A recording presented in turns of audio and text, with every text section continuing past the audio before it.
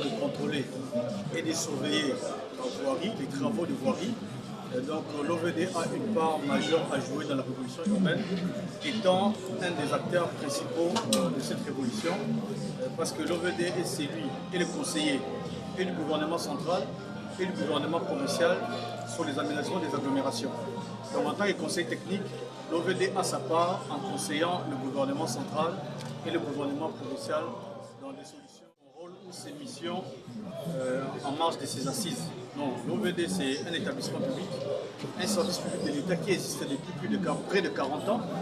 Et dans la mission de l'OVD, je le disais, un service technique, c'est un service rattaché à l'autorité provinciale et à l'autorité centrale, donc au gouvernement central et au gouvernement provincial, pour pouvoir exécuter, surveiller et aider à la de la direction provinciale.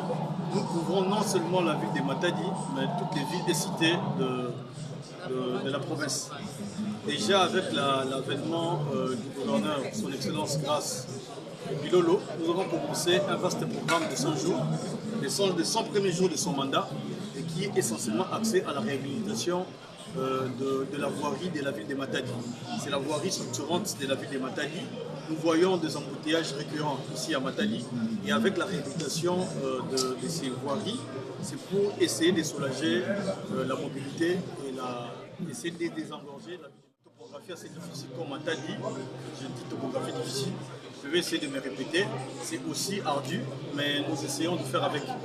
Nous avons l'expertise et l'expertise humaine, les ressources humaines et les ressources matérielles qui nous permettent de travailler dans cet environnement. Donc, il n'est pas seulement question de l'environnement qui est la ville de Matadi, mais c'est aussi question de moyens, des moyens financiers.